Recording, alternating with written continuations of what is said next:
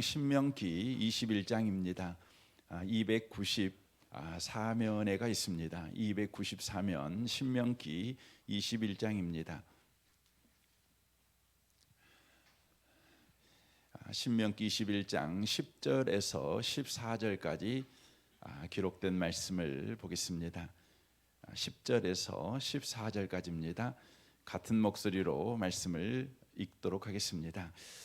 내가 나가서 적군과 싸울 때에 내 하나님 여호와께서 그들을 내 손에 넘기심으로 내가 그들을 사로잡은 후에 내가 만일 그 포로 중에 아리따운 여자를 보고 그에게 연연하여 아내를 삼고자 하거든 그를 내 집으로 데려갈 것이요 그는 그 머리를 밀고 손톱을 빼고 또 포로의 의복을 벗고 내 집에 살며 내 그 부모를 위하여 한 달 동안 애곡한 후에 내가 그에게로 들어가서 그의 남편이 되고 그는 내 아내가 될 것이요 그 후에 내가 그를 기뻐하지 아니하거든 그의 마음대로 가게 하고 결코 돈을 받고 팔지 말지니라 내가 그를 욕보였은즉 종으로 여기지 말지니라. 아멘. 이 밤에 함께 예배하는 모든 분들 가운데 이 말씀에 축복이 함께 하시기를 주님의 이름으로 축원합니다.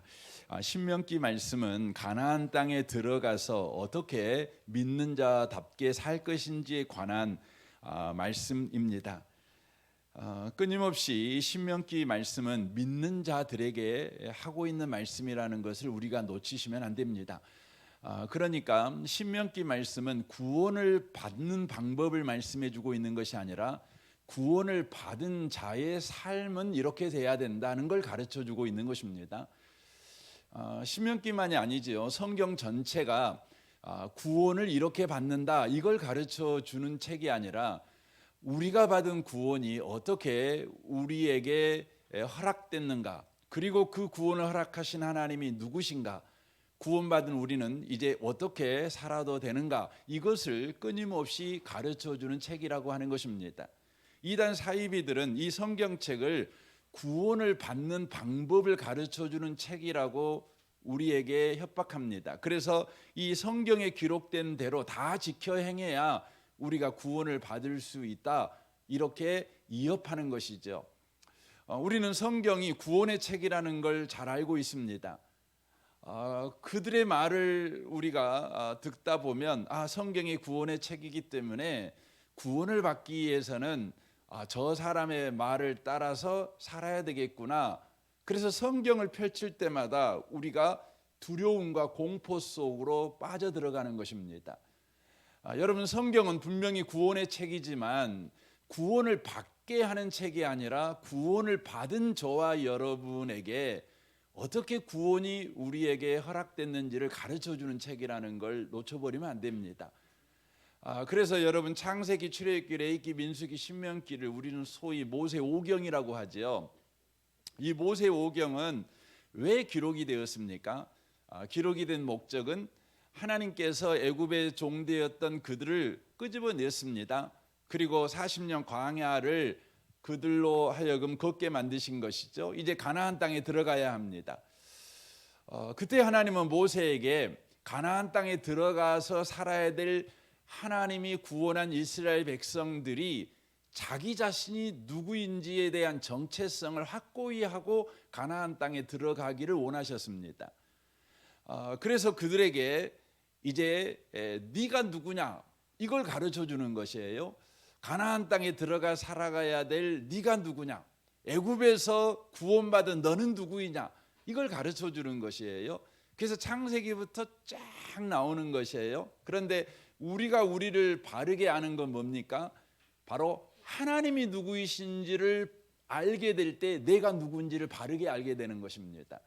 그래서 여러분, 창세기부터 계속해서 하나님과 우리를 계속해서 소개를 하고 있다고 하는 것을 우리가 놓쳐버리시면 안 된다는 것입니다. 이 밤에도 우리가 이 신명기 21장을 나눕니다. 구원받은 사람은 어떻게 살아야 되는가, 이걸 우리에게 가르쳐 주기 위한 목적이라고 하는 것이죠. 이를 위해서 전제되는 것이 있는데 하나님은 나를 어떻게 대하시는가, 나를 어떻게 구원하셨는가, 이것을 우리가 이 성경을 통해서 찾게 될 때에 이 본문 말씀이 구원받은 사람은 이렇게 살아도 된다고 하는 말씀이구나, 이렇게 이해가 되는 것입니다. 여러분, 예수 믿는 사람이 이 삶을 살아가는 방식은 여러분 세상에서는 여러분 망하는 방식입니다. 어제 우리 제자훈련에서도 잠깐 나누었는데 여러분, 예수 믿는 사람의 삶의 방식은 세상에서는 망하는 방식이에요. 여러분, 사업한 사람이 정직하면 사업할 수 있을까요? 여러분 어떠세요? 사업하시는 분은 정직해야 사업에 성공할 수 있습니까? 여러분, 사실 안 그럽니다. 정말 정직하게 사업을 하면요, 여러분 이 땅에서는 사업을 할 수가 없어요. 망하는 겁니다. 망할 수밖에 없는 거죠. 근데 우리 안에는 이런 게 있어요. 정직하면 우리는 사업에 성공할 수 있다. 그래서 정직이 사업을 성공하는 조건으로 이해를 해요. 그런데 그렇게 되는 게 아닙니다.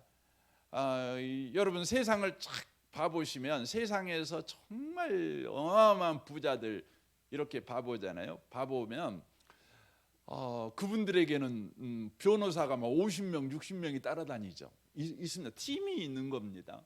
뭐 우리나라 최고 기업인 삼성에도 뭐 변호사가 50명 이상이 있는 거 아닙니까? 대형 노펌보다 더 뛰어난 변호사들이 있는 거죠. 그 이유가 뭐겠어요? 여러분, 변호사 없으면 하기 어려운 겁니다. 그런데 성경은 예수 믿는 사람들한테 뭘 요구하냐면 정직하라고 요구를 해요. 이게 무슨 의미의 말입니까? 여러분, 우리가 세상살이를 해보면 끊임없이 그렇게 살아서는 안 돼. 그래서 우리 자녀들이 살아갈 때 보면 자녀가 너무 정직하면 걱정스러운 거예요. 그래서 속으로 뭔 생각이 있죠? 좀 요령 있게 살았으면 좋겠다. 좀 정직한 게 나쁜 건 아니지만 그래도 조금 요령을 좀 가졌으면 좋겠다. 이런 생각이 좀 많이 있는 거예요, 우리 안에. 그런데 예수 믿는 사람은 정직해도 된다는 거예요. 왜요? 저와 여러분은 이미 구원받은 사람이니까, 하나님이 책임져 주는 인생을 사는 사람이니까. 세상을 살아가는 방식은 정직하면 망해요. 그런데 예수 믿는 사람은 정직해도요 괜찮아요. 왜냐하면 하나님이 책임져 주는 인생을 사니까요. 그래서 여러분, 구원받은 사람에게 성경은 네가 구원받았으니까 너 이렇게 살아도 돼, 이렇게 끊임없이 말씀하는 거예요.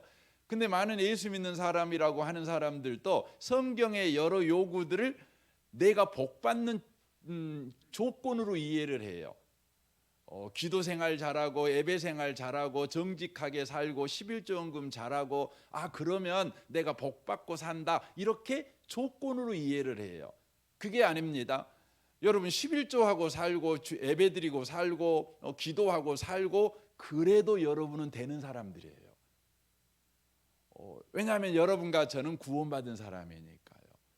이걸 가르쳐 주는 것이에요. 그래서 여러분과 제가 아이고 바빠 죽겠는데 주일날 와서 예배드리라네, 아이고 그냥 내가 손해 볼 걸 뻔한데 나보고 정직하라네, 아이고 이거 어떻게 이렇게 살아, 이렇게 여러분과 저에게 생각이 들 때요, 내가 받은 구원이 얼마나 큰 구원이고 이 구원을 허락하신 하나님이 누구이신지를 저와 여러분이요 알게 되면 즐거이 헌신하게 됩니다. 즐거이 여러분 참여하게 된다는 것이에요. 그래서 우리에게 중요한 것은 우리를 구원하신 하나님이 누구시고 내가 받은 구원이 얼마나 큰 구원인가를 저와 여러분이 알아가는 신앙생활을 꼭 해가셔야 된다는 겁니다. 그때 우리는 아웅다웅 안 살아가는 것이죠. 우리는 넉넉하게 인생을 살아낼 수 있다고 하는 것입니다. 오늘 10절을 보겠습니다. 내가 나가서 적군과 싸움할 때 내 하나님 여호와께서 그들을 내 손에 넘기심으로 내가 그들을 사로잡은 후에라고 말합니다. 오늘 본문은 이스라엘 민족이 적국과 싸웠어요. 그래서 하나님이 승리를 주셨습니다. 승리를 주셨을 때에 포로 중에 아름다운 여인이 있는 것입니다. 그런데 그 여인을 보고 연연했어요. 연연했다는 말은 사랑하고 사랑에 빠져버렸다는 겁니다. 그냥 사랑에 빡 빠져버렸어요. 그랬을 경우에 그 여자를 아내로 삼는 이제 경우 이렇게 해야 된다. 이걸 이제 가르쳐주는 성경입니다. 그런데 여기에 적군과 나가서 싸움할 때라고 말할 때 여기에 적군은 누구를 이야기하고 있는 것일까요? 우리는 이 신명기 20장에서 이스라엘 백성이 싸움하는 두 대상에 대한 이야기를 들었습니다. 그 첫 번째 대상이 가나안 족속이죠. 그리고 또 한 명의 대상이 뭐냐면 가나안 족속이 아닌 가나안 땅 밖의 적군을 과 싸움하는 것에 대해서도 들었습니다. 가나안 땅 족속하고 싸움할 때는요 어떻게 하라고 그랬습니까? 살아있는 건 다 죽여라고 그랬습니다. 뭐 강아지도 뭐 할 것 없이 여자며 아이며 다 죽이라고 그랬습니다. 그런데 가나안 밖 사람들과 싸움할 때는 어떻게 하라고 그랬죠? 남자만 죽이라고 그랬습니다. 그리고 나머지는 다 살리라고 말씀하셨습니다. 그래서 여기에 지금 적군이라고 표현되어 있는 여기 적군은 가나안 족속을 말하고 있는 것이 아니라 가나안 족속 외에 다른 족속들, 다른 나라를 바로 말하고 있는 것입니다. 그때 싸움에서 하나님이 이기게 할 때 이제 11절입니다. 내가 만일 그 포로 중에 아리따운 여자를 보고 그에게 연연하여 아내를 삼고자 하거든이라고 말하고 있는 것이죠. 왜 하나님께서는 가나안 족속 여인하고는 결혼을 금하시고 왜 가나안 족속 외의 사람들에게는 이렇게 결혼을 허용하실까요? 신명기 7장 1절은 이렇게 말합니다. 내 하나님 여호와께서 너를 인도하사 내가 가서 차지할 땅으로 들이시고 내 앞에서 여러 민족 헷 족속, 기르가스 족속, 아모리 족속, 가나안 족속, 브리스 족속과 히위 족속과 여부수 족속 곧 너보다 많고 힘이 센 7 족속을 쫓아내실 때에 내 하나님께서 그들을 네게 넘겨 네게 치게 하시리니 그때에 너는 그들을 진멸할 것이라. 그들과 어떤 언약도 하지 말 것이요 그들을 불쌍히 여기지도 말 것이며 또 그들과 혼인하지도 말지니 내 딸을 그들의 아들에게 주지 말 것이요 그들의 딸도 내 며느리로 삼지 말 것은 그가 내 아들을 유혹하여 그가 여호와를 떠나고 다른 신들을 섬기게 하므로 여호와께서 너희에게 진노하사 갑자기 너희를 멸하실 것임이라. 오직 너희가 그들에게 행할 것은 이러하니 그들의 제단을 헐며 주상을 깨트리며 아세라 목상을 찍으며 조각한 우상들을 불사를 것이니라 라고 말하고 있습니다. 가나안 족속과 혼인하지 말아야 될 이유는 바로 하나님을 믿는 신앙을 떠나 우상을 숭배할 바로 가능성, 이로 인하여서 하나님에게 멸망을 당할 것에 대한 경고를 하시기 위해서 우리 하나님께서 가나안 족속과 결혼하면 안 돼라고 말씀을 하셨다는 것이죠. 그런데 여러분 성경을 읽어보면 솔로몬이 이방 여인들을 아내로 맞이하지요. 가나안 족속은 아니었습니다. 그 주변 국가에 있는 이방 여인을 선택을 했어요. 그래서 결혼했죠. 그로 인하여 어떤 일이 벌어집니까? 이방 여인들이 섬겼던 우상을 가지고 들어오게 되죠. 그래서 솔로몬이 영적으로 침체 가운데 빠지게 되어지고 아내의 요구를 따라 우상을 섬기는 자가 되어버리는 것을 우리가 성경을 통해 보게 됩니다. 그러면 여러분과 저에게 이런 질문이 생기죠. 가나안 족속은 우상을 숭배하게 만드니까 안 된다. 그 말은 동의하겠습니다. 그런데 솔로몬은 그러면 뭡니까? 우리 이렇게 이제 반문할 수 있지 않겠습니까? 그러므로 여러분과 제가 이 구약의 말씀을 의도를 우리가 이해를 하셔야 돼요. 그러니까 여기에서 지금 어떤 부분을 여러분과 제가 이해해야 되냐면 가나안 땅은 하나님께서 이스라엘 민족에게 주신 땅이에요. 그렇죠? 그리고 가나안 땅 밖은 하나님께서 이스라엘 민족에게 주시지 않은 땅이에요. 그러니까 가나안 땅은 하나님께서 믿는 자들에게 유업으로 주셨고 하나님께서 친히 그 땅 가운데서 그들과 함께하여 하나님의 나라의 그 영광을 경험하도록 그들에게 허락한 땅입니다. 근데 그 땅 밖은 아니라는 것이죠.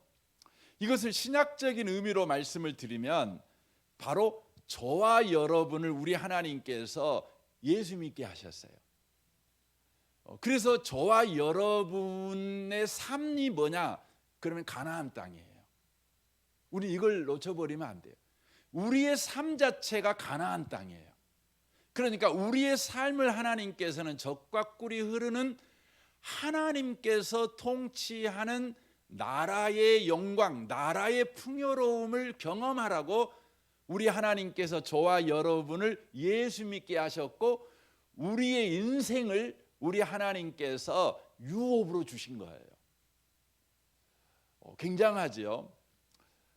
여러분과 저는 예수 믿기 전에는 우리의 인생에서 우리는 종살이였어요. 그렇죠. 우리는 인생의 종살이를 하며 살죠. 그래서 인생이라는 게 얼마나 힘듭니까? 얼마나 팍팍합니까? 인생이 끌고 가는 대로 우리는 막 끌려다니는 종살이를 했다고요. 근데 이제 예수를 믿고 나니 우리의 인생은 뭐가 되었냐면 하나님이 우리에게 허락한 약속의 땅이 된 거예요.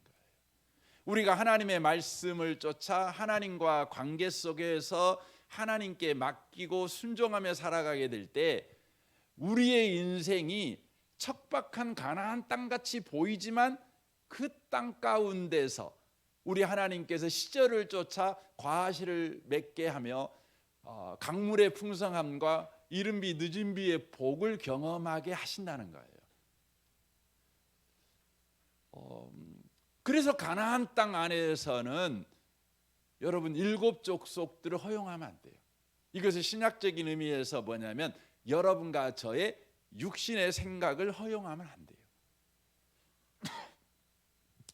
우리에게 허락한 인생은 이제 예수 안에서 가나안 땅이라는 걸 놓치시면 안 돼요. 그래서 이 가나안 땅인 우리의 삶에서 바로 우리의 이 인생의 옛 족속들이 있죠. 우리의 인생을 옛날에 경영하고 우리 인생을 옛날에 리더해 가고 우리 인생을 다스렸던 것이 있죠. 그게 뭡니까? 내 생각이죠. 육신의 생각이죠. 그렇죠. 이 육신의 이 생각을 저와 여러분 이제 예수 믿고 난 이후에는 허용하면 안 돼요. 육신의 생각을 여러분과 제가 신명기 7장에 말씀하고 있는 것 같이 불쌍히 여기면 안 돼요. 쓸만한 생각이네, 괜찮은 생각이네, 아름다운 생각이네, 기발한 생각이네, 신박한 생각이네, 이렇게 허용하면 안 된다는 거예요. 오직 저와 여러분에게 허락한 이 인생에서 바로 과거에 그 땅을 다스렸던 이 육신의 생각이 왕으로 타지 못하도록 이 육신의 생각은 철저하게 여러분 죽여야 된다는 거예요. 죽여야 되는 거예요. 그래서 로마서 8장 5절에 이렇게 말씀하죠. 육신을 따르는 자는 육신의 일을, 영을 따르는 자는 영의 일을 생각하나니 육신의 생각은 사망이요 영의 생각은 생명과 평안이니라. 육신의 생각은 하나님과 원수가 되나니 이는 하나님의 법에 굴복하지 아니할 뿐 아니라 할 수도 없음이라. 육신에 있는 자들은 하나님의 기쁘시게 할 수 없나니 그러므로 형제들아 우리가 빚진 자로 돼 육신에게 져서 육신대로 살 것이 아니니라. 너희가 육신대로 살면 반드시 죽을 것이로되 영으로서 몸의 행실을 죽이면 살리니라고 말씀합니다. 지금 이 말씀은 예수를 믿는 사람, 즉 예수 안에 있는 사람들한테 지금 하는 말이에요. 네가 예수 안에 있다. 너는 구원받은 하나님의 백성이다. 그리하여 하나님이 너를 가나안 땅에 지금 살게 한 사람이다. 하지만 네가 살 가나안 땅에서 옛 너의 주인이었던 육신의 생각의 지배를 따라 살아가게 되면 가나안 땅에서 너 반드시 죽는다, 너 망한다, 이 말을 하는 거죠. 과연 이스라엘 백성들은 가나안 땅에 들어갔지만 그 땅에서 성령의 소욕을 쫓아 곧 하나님의 생각, 하나님에게 붙잡힌 받은 인생을 살지 아니하고 옛 주인이었던, 그 땅의 주인이었던 일곱 족속들의 생각을 쫓아 또 삶의 방식을 쫓아 삶의 목적을 쫓아 살아가게 될 때에 그들은 결국 어떻게 되었습니까? 여러분, 그 가나안 땅에서 아수르의 공격을 받았고 바벨론의 공격을 받아 그들이 포로로 끌려가게 된 것이에요. 마태복음 16장에 보면 베드로가 주는 그리스도시요 살아계신 하나님의 아들이십니다, 놀라운 고백을 하잖아요. 이 고백을 할 때 예수님이 하시는 말씀이 그 말씀이죠. 네가 이 생각한 건 하나님이 너와 함께하기 때문이야. 이 생각하게 된 거야. 네가 참 복 있는 사람이야. 이제 너의 인생은 내가 머리가 되어 교회가 된 인생이 될 것이고 음부의 권세가 너를 이기지 못하는 인생이 될 것이며 천국 열쇠를 가진 인생이 될 것이다. 아브라함의 복이 성취된 거예요. 모든 민족이 너로 말미암아 복을 받을 거라는 거죠. 너를 저주한 자는 저주받고 너를 복준 자는 복받게 될 것이다. 어마어마한 축복을 해주신 것이죠. 그러니까 이것은 이미 베드로가 가나안 땅, 아버지가 약속하신 땅에 이미 들어온 것과 진배인 삶이 그에게 허락된 거예요. 그런데요, 곧바로 그 다음에 베드로가 예수님의 십자가 가는 길을 막지요.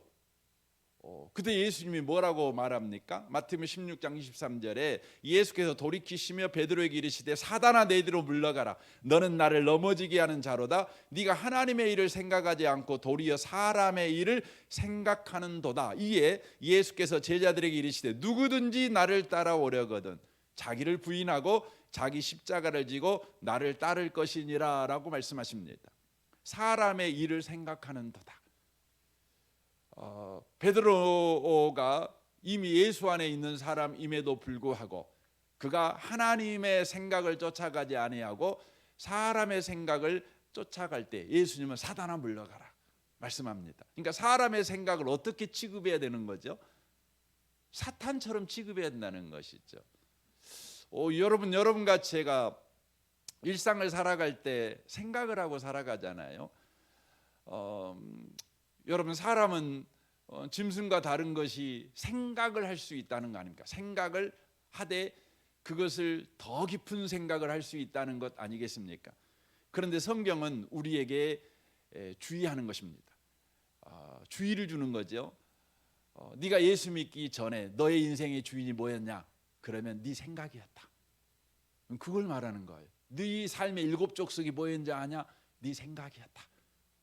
마귀가 와서 너의 삶의 주인 노릇하는 통로가 뭔 줄 아냐? 너의 생각이었다. 그러니까 사람의 생각은 사탄처럼 취급해야 된다.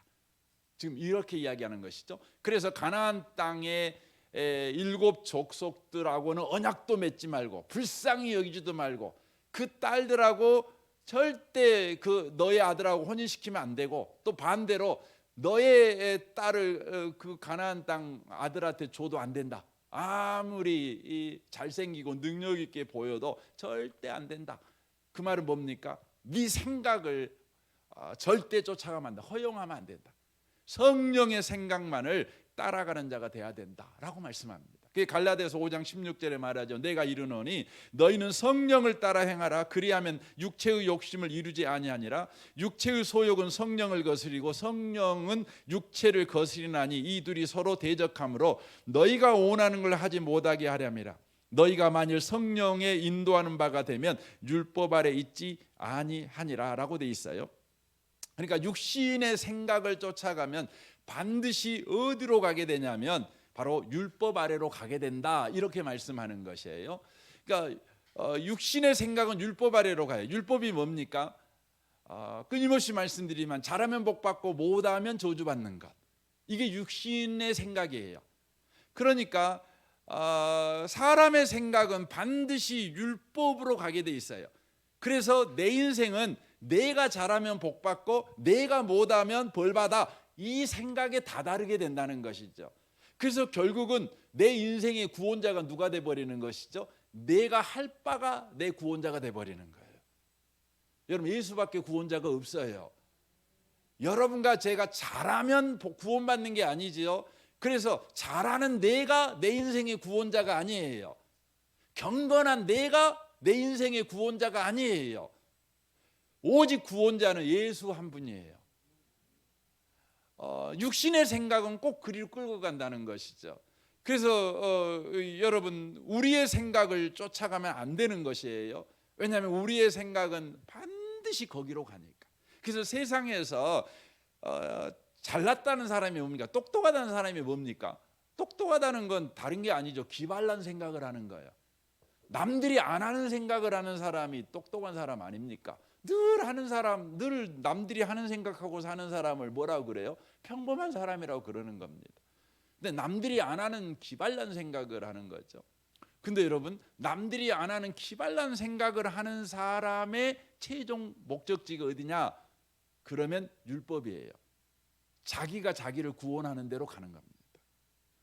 그래서 여러분, 어떤 성경학자는 그런 이야기도 해요. 인간이 만든 최고의 종교, 가장 고등한 종교가 뭐냐? 그건 불교라고 말해요. 불교. 여러분, 불교의 끝은 뭐죠? 자기가 부처가 되는 거예요. 그래서 여러분, 불교에서 가장 중요한 건 뭐죠? 생각하는 거예요. 계속 생각하는 거예요. 생각하는데 어디까지 생각을 가는 거예요? 생각이 없을 때까지 생각을 하는 거예요. 무념. 그렇죠? 무념까지 가는 거예요. 생각이 없는 데까지 가는 거예요. 스스로 생각을 해서. 그럼 뭐가 돼요? 부처가 되는 거죠. 여러분, 무념이라는 것은, 개념이라는 거 그런 거잖아요. 생각이 없다는 건 뭐예요? 모든 걸 생각하고 있다는 말이 되는 거예요. 생각이 없다. 그 말은 모든 걸 생각하고 있는 거예요. 그러면 부처가 된다는 거죠. 그러니 네가 스스로 신이 되라, 이거죠. 우리 한국 불교는 여러분, 불교 정통 불교 입장에서 보면 다 이단입니다. 왜냐하면 불교에는요, 신이 없어요. 부처를 믿는 게 불교가 아니에요. 부처가 되는 것이 불교예요. 그런데 부처는 안 되고 다 절간에다가 불상 넣어놓고 막 불잖아요. 여러분, 그것은 여러분, 부처님이 경악할 일이에요. 인간의 끝은, 인간의 생각의 끝은 내가 하나님이 되는 거예요. 내가 하나님이 되는 거예요. 그래서 여러분, 가나안 땅에서 저와 여러분, 예수 믿는 사람이 살아가는 인생 속에서, 이 가나안이라는 인생 속에서 저와 여러분이 항상 놓치지 말아야 되는 것은 내 생각과 결혼하면 안 돼요. 내 생각, 좋은 생각, 아름다운 생각, 멋진 생각, 이거하고 결혼하면 안 된다는 거예요. 이것을 바로 말씀을 해주고 있다고 하는 것이죠. 이로 인하여서 그렇게 되는 것이요. 율법 아래 가면 어떻게 됩니까? 19절에 보면 육체의 일은 분명하니 곧 음행과 더러운 것과 호색과 우상 숭배와 주술과 온수 맺는 것과 분쟁과 시기와 분냄과 당지는 것과 분열함과 이단과 투기함과 술 취함과 방탕함과 또 그와 같은 것들이라. 저는 너희에게 경계한 것 같이 경계하노니 이런 일을 하는 자들은 다 하나님의 나라를 유업으로 받지 못할 것이요라고 말하고 있는 것입니다. 그래서 그리스도 예수의 사람들은 육체와 함께 그 정욕과 탐심을 십자가에 못 박았느니라 라고 말씀하는 겁니다. 이 아침에, 이 밤에 오신 복 있는 성도 여러분, 하나님이 여러분과 저에게 유업으로 주신 여러분의 인생, 성령의 생각을 쫓아가는 여러분의 인생 꼭 되시기를 바랍니다. 그래서 가나안 족속하고 결혼하지 말아라. 철저하게 가나안 족속은 대적해라, 물리쳐라, 이렇게 말씀하는 것입니다. 그런데 오늘 본문에 보면 가나안 족속 외에 사람들에 대해서는 어떤 태도를 취해야 되는지를 이야기를 합니다. 지금 전쟁을 했어요. 그래서 상대방이 패배했습니다. 여러분, 전쟁에서 패배한다는 것은 뭐 이루 말할 수 없는 그런 공포고 두려움이고 절망이죠. 그런 절망 상태에 빠져 있는 사람들을 어떻게 대할 것이냐. 그런데 저와 여러분은 반대로 어떤 상태입니까? 승리자죠. 승리자죠. 나는 승리자가 된 거예요. 압도적인 하나님의 은혜로 말미암아 승리자의 인생 된 거죠. 그런데 우리 앞에 있는 사람은 패배한 인생을 살고 있는 사람입니다. 패배한 인생을 살고 있는 자들에게 어떤 태도를 취해야 되느냐? 바로 국률의 마음을 잊어먹어 버리면 안 된다는 거죠. 그래서 오늘 말씀에 보면 거기에 아리따운 여인을 볼 때에 이제 사랑하게 된다고 하는 거죠. 그래서 신명기 20장 13절에 이제 이 일곱 족속 외에 다른 사람들, 우리 몸 밖에 있는 사람들에 대해서 우리가 어떤 태도를 취해야 될 것인지를 이렇게 말씀하죠. 신명기 10장 13절에 내 하나님 여호와께서 그 성읍을 내 손에 넘기시거든 너는 칼날로 그 안에 남자를 다 쳐 죽이고 너는 오직 여자들과 유아들과 가축들과 성읍 가운데 있는 모든 것을 너희를 위하여 탈취물로 삼을 것이며 너는 내 하나님 여호와께서 내게 주신 적군에게서 빼앗은 것을 먹을지니라. 이렇게 말씀합니다. 탈취물로 삼아라. 이렇게 말씀하고 있죠. 그러니까 포로로 이제 잡아서 너의 소유로 삼아라 이렇게 말씀하고 있는 거죠. 너의 다스림 아래 있게 만들어라 이런 의미의 말씀이 되는 겁니다. 다스림 아래 있는 인생을 살게 만들어라 이렇게 돼 있는 거죠. 당시에 요즘도 뭐 그렇죠. 전쟁을 해서 이기게 되면 승전국이 패전 국가를 다스리게 되죠. 지배하게 되죠.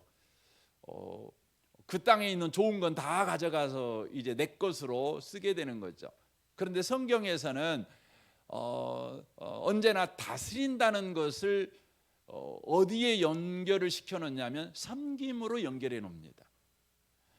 그러니까 예수 믿는 사람들은 이제 하나님이 주신 승리를 가지고 패배자를 어떻게 대할 것이냐, 그들을 우리가 다스려야 된다. 그런데 세상에 다스리는 방법은 뭡니까? 그들의 고열을 쥐어짜는 거죠. 나의 유익을 위해서 그 사람을 노예로 삼아서 나는 이제 책 보고 커피 마시고 음악 들으면서 여유를 즐기는 인생을 살아가도록 그들은 밤낮 노동하는 사람이 되게 만드는 거죠. 그렇죠? 노마가 그렇지 않습니까? 노마가 어떻게 해서 그렇게 찬란한 문명을 만들어냈습니까? 그것은 노마가 전쟁을 해서 어마어마한 노예들을 잡으면 그 노예들을 어떻게 합니까? 자기들의 안락한 삶을 위해서 노동하는 자로 쓰는 겁니다. 그래서 노마 시민들은 그냥 어마어마하게 음식을 먹고 더 먹으려고 뭐해요? 손 놓아갖고 토해갖고 또 먹고 뭐 이런 식으로 그러는 거죠. 그러니까 당시에 음악이 발전하고 그림이 발전하고 어마어마한 그런 문명의 발전이 있는 거죠. 그러니까 사실 인류의 문명의 여러분 자양분은 뭐냐? 그러면 착취예요. 착취. 착취가 자양분돼 가지고 그렇게 된 거죠. 그런데 하나님은 우리에게 말씀하죠. 예수 믿는 사람은 다스려야 돼. 이건 창세기 1장부터 이야기하는 거 아닙니까? 하나님께서 아담과 하와를 만들어 놓으시고 그들에게 복을 주죠. 복을 주고 뭐라면 생육하고 번성하고 땅에 다스려라 그렇게 말하죠. 여러분 그 성경을 딱 보시면은요, 우리가 가지고 있는 일반 개념에서 이해가 안 되는 순서로 정해져 있어요. 그 성경 자체가. 그러니까 우리가 갖고 있는 성경은 이래요. 우리가 갖고 있는 이해는 이런 거죠. 하나님이 우리에게 땅을 주셔요. 땅을 주시면서 우리에게 말씀해요. 야, 너 땅 잘 기경해서 복 받아라. 내가 땅 백마지 줄 테니까 이 백마지기 땅 잘 갖고 가지고 가을날에 풍성하게 추수해 가지고 너 부자 되라. 이게 여러분 순서죠. 제 말 이해되신가요? 그러지 않겠어요? 그렇게 되는 거죠.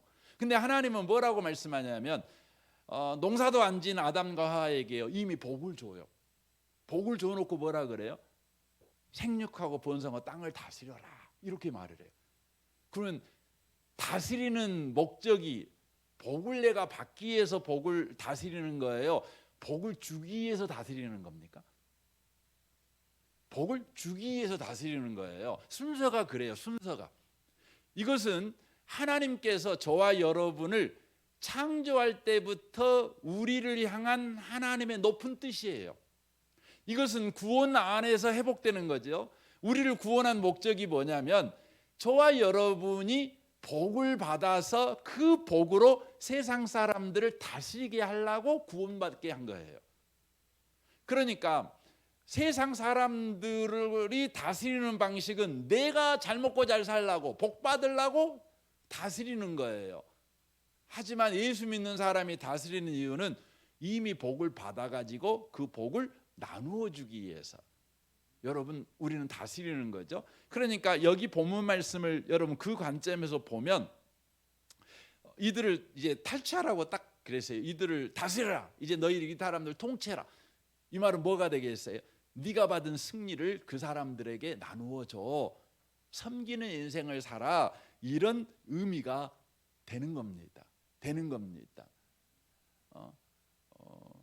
그 패배자들의 고열을 빼서 이제 너 편안히 발 뻗고 그냥 즐겁게 살아라. 이런 게 아닙니다. 네가 이미 복 받은 자이니 가나안 땅에서 하나님이 주신 복을 마음껏 그들에게 흘려보내줘라. 그런 의미가 되는 것입니다. 그래서 성경에서 포로, 이렇게 전쟁에서 패해가지고 포로가 된 사람들은 누구냐? 그러면 그리스도의 구원을 기다리는 사람, 하나님께서 관심을 가지시고 그들에게 구원자를 보내어 그들을 구원할 대상자라고 성경은 칭하고 있어요.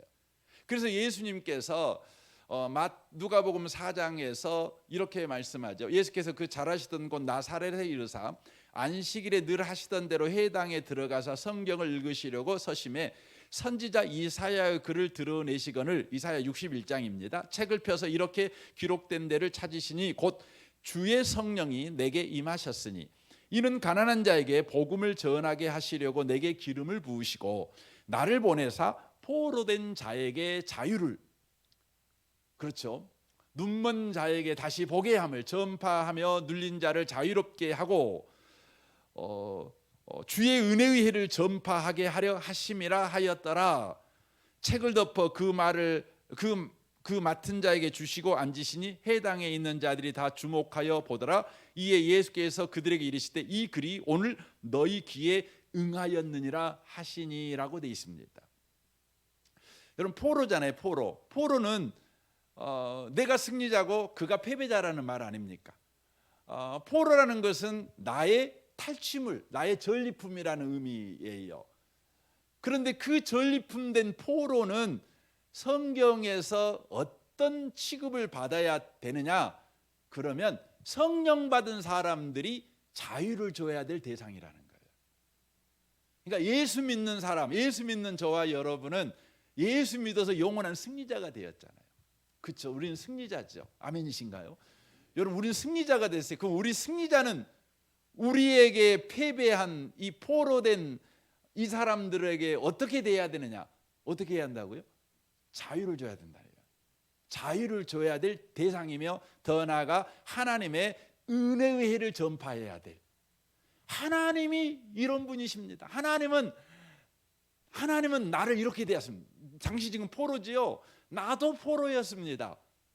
그런데 하나님께서 나를 은혜로 대하시자 내가 승리를 하는 자유인 승리자가 되었습니다. 당신에게도 하나님의 은혜가 임하게 될 때 나와 같은 승리의 인생을 살게 될 것입니다. 이걸 말해 주려고 뭐 한다는 거죠? 여러분, 그 포로를 하나님께서 승리자인 이스라엘 백성에게 탈취물로 그렇게 허락했다고 하는 것입니다. 그래서 바울 사도는 이걸 영적으로 바르게 이해를 해서 다메섹에서 예수를 만난 이후에 자기의 인생이 어떻게 쓰여질 인생인지에 대해서 이렇게 고백을 합니다. 사도행전 26장 16절입니다. 일어나 너의 발로 서라. 내가 네게 나타난 것은 곧 내가 나를 본 일과 장차 내가 네게 나타날 일에 너로 종과 증인을 삼으려 함이니 이스라엘과 이방인들에게 내가 너를 구원하여 그들에게 보내어 그 눈을 뜨게 하여 어둠에서 빛으로, 사단의 권세에서 하나님께로 돌아오게 하고 제 삶과 나를 믿어 거룩하게 된 무리 가운데 기업을 얻게 하리라 하였더라라고 되어 있습니다. 그러니까 어둠의 빛을, 사단의 권세의 포로가 되어버린 사람들을 하나님께 돌아오게 하는, 나를 승리하게 하신 그 하나님의 승리, 나를 자유케 하신 하나님의 자유를 바로 그 사람들에게 나누어 주어 우리가 가나안 땅을 유업으로 받았듯이 그 포로된 자들도 가나안 땅을 유업으로 받는 인생이 되게 만드는 일에 바로 자기 자신이 보내심을 받았다. 지금 이렇게 말하는 것입니다. 여러분, 저와 여러분의 인생은 하나님이 유업으로 주셨어요. 이제 우리 인생은 선물입니다. 은혜입니다. 선물입니다. 여러분이 선물 받으면 짐으로 생각하는 사람은 없잖아요. 인생은 짐이 아니에요. 인생은 선물이에요.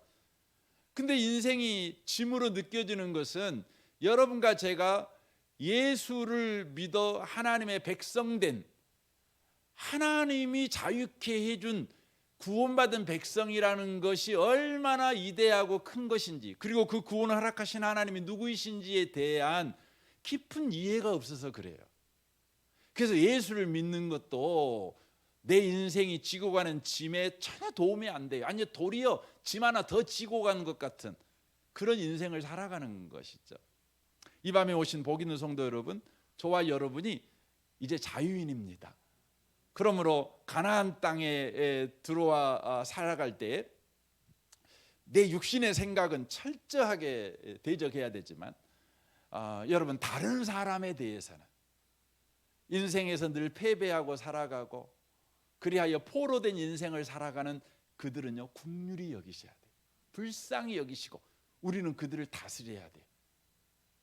바로 내가 주로부터 받은 승리로 그들을 다스려야 돼요. 나눠줘야 돼요. 복으로 나눠줘야 돼요. 그래서 그들도 우리와 같이 가나안 땅을 유업으로 받을 수 있는 자가 되게 해 주셔야 된다고 하는 것이죠. 왜 우리는 그렇게 살아야 됩니까?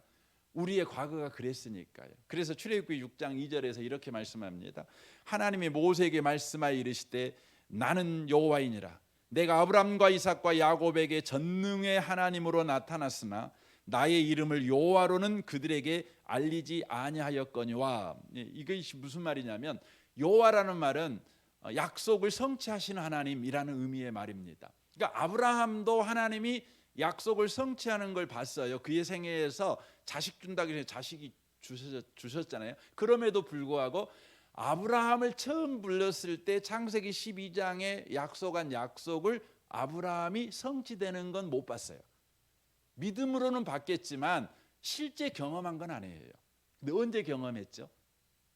언제 경험했냐면 이스라엘 백성이 이제 구원을, 애굽에서 구원을 받았을 때 하늘의 별같이 땅의 모래수와 같이 그 수가 진짜 많은 거예요.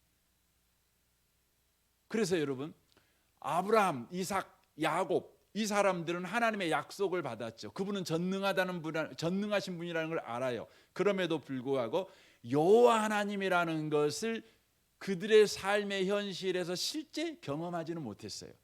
그래서 여러분, 저와 여러분이 아브라함보다 더 복받은 사람들이에요. 왜냐하면 저와 여러분은요, 전능하신 하나님만 알고 있는 것이 아니라 약속을 성취하시는 여호와 하나님을 알고 있어요. 구약에 있는 모든 약속이 예수 안에서 다 성취되는 걸 우리는 신약 성경을 통해 확인하거든요. 굉장하지 않습니까?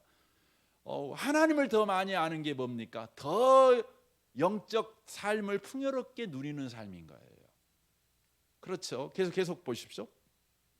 가나안 땅 곧 그들이 거류하는 땅을 그들에게 주기로 그들과 언약하였더니 이제 애굽 사람이 종으로 삼은 이스라엘 자손의 신음소리를 내가 듣고 나의 언약을 기억하였노라. 지금 그 말이에요. 이스라엘 아브라함에게는 400년 후에 네 후손들이 가나안 땅을 돌아오게 될 거야 이렇게 약속했지만 아브라함은 못 봤잖아요. 근데 이제 이스라엘 백성은 그걸 경험하고 있는 것입니다. 그러므로 이스라엘 자손에게 말하기를 나는 여호와라. 내가 애굽 사람의 무거운 짐 밑에서 너를 빼내며 그들의 노역에서 너를 건지며 편팔과 여러 큰 심판들로서 너희를 속량하여 너희를 내 백성으로 삼고 나는 너희 하나님이 되리니 나는 애굽 사람의 무거운 짐 밑에서 너희를 빼낸 너희의 하나님 여호와인 줄 너희가 알지라라고 돼 있어요. 그러니까 왜 우리는 포로된 사람들을 학대하면 안 됩니까? 포로된 사람들을 국률의 마음으로 대해야 되는 겁니까? 인생을 패배하고 살아가고 능력이 없어서 아우성치며 살아가고 해도 안 되는 일 때문에 인생을 낙심하고 살아가는 사람들을 우리는 왜 국률이 대해야 됩니까? 그 이유는 우리가 그런 지경 가운데 있을 때 하나님께서 약속하시고 친히 그 약속을 지키심으로 우리가 구원을 받은 자이기 때문에 그래요. 그렇게 구원한 이유가 뭐냐면 우리 하나님은 그렇게 포로된 자를 자유케 해주신 하나님이셔. 이걸 우리에게 알게 하시기 위해서요. 알게 하시기 위해서죠. 여러분 세상은요, 여러분 실패한 사람 안 좋아합니다. 그렇죠? 제가 며칠 전에 이렇게 당신은 대한민국에서 몇 프로의 영향력을 가진 사람입니까? 이런 질문이 떴어요. 그래서 관심이 생겨고 봤어요. 봤더니 저보고 거기에 이제 입력을 하라 그러더라고요. 첫 번째 입력이 뭐냐면 당신의 가문 가운데 대한민국에 고위 관료가 있으십니까? 이게 물어보더라고요. 첫 번째 질문이 그래요. 없지요. 없어요. 두 번째, 당신의 가족 중에 고위 관료 있습니까? 없지요. 없어요. 당신의 아버지는 재산이 어느 정도 있으십니까? 1번 5억 이하, 2번 10억, 5억에서 10억, 그 다음에 10억에서 15억 이게 나오더라고요. 근데 볼 것도 없지요. 우리 아버지는 돈이 없으니까, 그러니까 없지요. 해놓은 보면 제가 몇 프로 드리겠어요? 저는 완전 대한민국에서 실패자입니다. 대한민국 사람들이 저를 좋아할 수가 없죠. 성공하려면 저 좋아하면 안 돼요. 여러분 괜찮은 영향력을 가진 사람이 되려면 저하고 가까이 하면 안 돼요. 왜냐하면 제가 별 볼 일 없는 사람이니까. 여러분과 제가 다 알잖아요. 별 볼 일 있는 사람이 되려면 별 볼 일 있는 사람 가까이 가야 되잖아요. 그래야 돼요. 그 독수리가 되고 싶으면 뭐 하라고 그래요? 독수리 옆에 가서 놀아야 돼요. 그래야 된다는 거 아닙니까? 근데 성경은 우리에게 말씀하셔요. 그건 세상 사는 방식이래요. 예수 믿는 사람은요, 여러분 실패자들에게 나아가야 한다는 거예요. 그들을 가까이 해야 된다는 거죠. 왜요? 네가 그를 닮을 사람이 아니라 그가 너를 닮을 사람이니까. 왜냐하면 너는 복 있는 사람이니까. 대한민국이 너를 인정 안 해도 하나님이 너를 인정해. 저 그렇게 믿습니다. 예, 여러분은 저를 안 인정할라 모르지만 성경을 보면 볼수록 저보고 보배롭고 존귀한 자래요. 나보고 괜찮대요. 하늘에 앉아서 하나님 예수님과 같이 땅을 다스리는 자래요. 얼마나 대단합니까? 그러니 저는 실패한 사람들 가까이 가도 됩니다. 좀 못난 사람들 옆에 가도 되는 사람입니다. 이 밤에 오신 복 있는 성도 여러분, 우리는 이런 놀라운 신분과 지위를 하나님으로부터 은혜로 허락받은 사람인 걸 기억하시고요. 이 밤에 다시 한번 여러분이 영원한 승리자인 것을 기억하시고 우리 주변에 패배한 사람들, 그 사람들을 긍휼히 여기시는 복 있는 분들이 되시길 바랍니다. 우리 함께 기도하겠습니다.